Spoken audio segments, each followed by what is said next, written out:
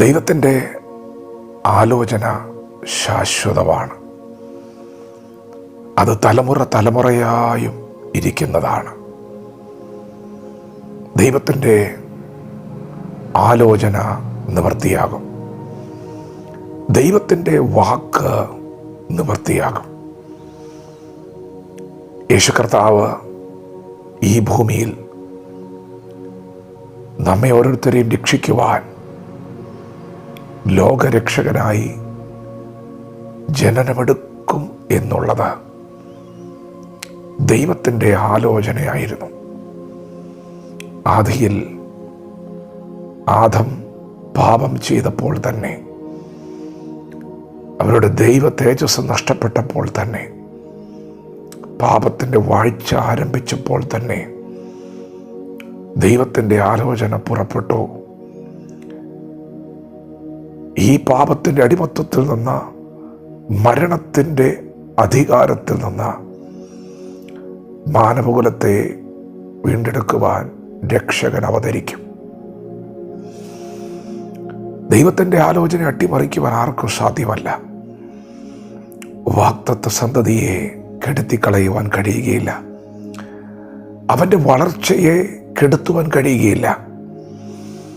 യേശു കർത്താവ് ജനനമെടുക്കുമ്പോൾ യഹൂദന്മാരുടെ രാജാവായി പിറന്നവൻ എവിടെ എന്ന രാജകൊട്ടാരത്തിൽ വന്ന് വിദ്വാൻമാർ ചോദിക്കുമ്പോൾ ആ ചോദ്യത്തിന് മുമ്പിൽ ഹെരോദ രാജാവ് നടുങ്ങിപ്പോയി. ശാസ്ത്രിമാരെ അവൻ വിളിച്ചു വരുത്തി ചോദിച്ചു, ക്രിസ്തു ജനിക്കുന്നത് എവിടെയാണ്? അവർ വളരെ വ്യക്തമായി യേശുക്രിസ്തുവിൻ്റെ ജനനത്തോടുള്ള ബന്ധപ്പെട്ട തിരുവചനം വായിച്ചു കേൾപ്പിച്ചു. ആ വാർത്ത കേട്ട ഹെരോദാവ് ആ കുഞ്ഞിൻ്റെ വളർച്ചയെ തടയാൻ, അവൻ്റെ മുന്നെടുത്ത് തടയാൻ ബത്ലഹേമിൻ്റെ എല്ലാ അതിരുകളിലുമുള്ള കുഞ്ഞുങ്ങളെ കൊന്നൊടുക്കുവാൻ കൽപ്പന പുറപ്പെടുവിച്ചു. എന്ന് മാത്രമല്ല, കുഞ്ഞുങ്ങളെ ഒക്കെയും കൊന്നൊടുക്കി. എന്നാൽ അതിന് നടുവിലും വരണ്ട നിലത്ത് വേർ മുളയ്ക്കുന്നത് പോലെ യേശു കർത്താവ് വളർന്നു. അവനെ ഒതുക്കുവാൻ അവർക്ക് കഴിഞ്ഞില്ല. വാഗ്ദത്തമുള്ള നിന്നെ ഒതുക്കിക്കളയാൻ ആർക്കും കഴിയുകയില്ല.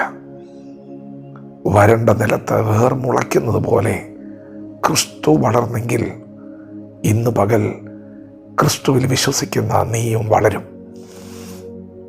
ഞാൻ എൻ്റെ സഭയെ പണിയും, പാതാള ഗോപുരങ്ങൾ അതിനെ ജയിക്കുകയില്ല.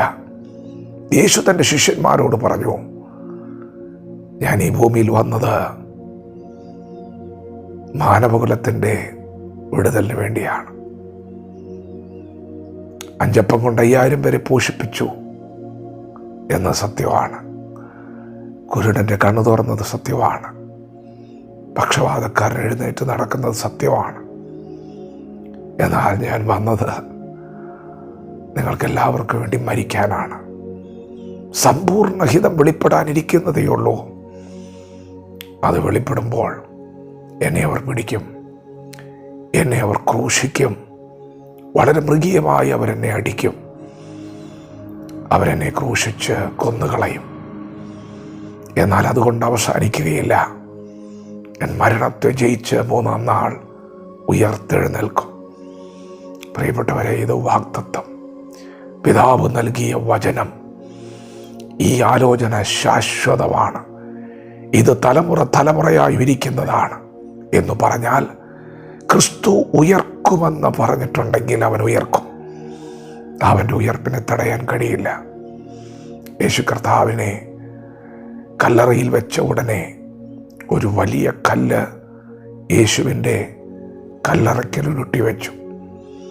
അവൻ പുറത്തു വരാതിരിക്കാൻ റോമാ ഗവൺമെൻറ്റിൻ്റെ മുദ്രയും വെച്ച്, കാവൽക്കാരെയും വെച്ച് അവർ കാത്തിരിക്കുമ്പോൾ വാഗ്ദത്തമുള്ളവനെ, അവൻ്റെ ഉയർപ്പിനെ തടയാൻ വേണ്ടി പല പദ്ധതികളും അവിടെ പീലാത്തോസ് നടപ്പിലാക്കുമ്പോൾ, പ്രിയപ്പെട്ടവരെ, അവർ കാവൽ നിൽക്കുമ്പോൾ തന്നെ സ്വർഗത്തിൽ നിന്ന് ദൂതൻ ഇറങ്ങി വന്ന് ആ കല്ലുരുട്ടി മാറ്റി.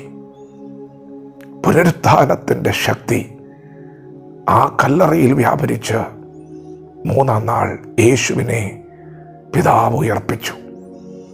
ഈ ആലോചന ശാശ്വതമാണ്. അവൻ ഉയർത്തെഴുന്നേറ്റ് ഇന്നും ജീവിക്കുകയാണ്. പ്രിയപ്പെട്ടവരെ, ഇത് തലമുറയായിട്ടുള്ളതാണ്. യേശുക്രിസ്തുവിൽ വിശ്വസിക്കുന്ന നീയും ഉയർത്തെഴുന്നേൽക്കും. നിന്റെ ഉയർപ്പിനെ തടയാൻ ഈ ഭൂമിയിൽ ഒരു ശക്തിക്കും സാധ്യമല്ല. നിന്റെ പുറമേയുള്ള മനുഷ്യൻ ക്ഷീണിച്ചു പോകും.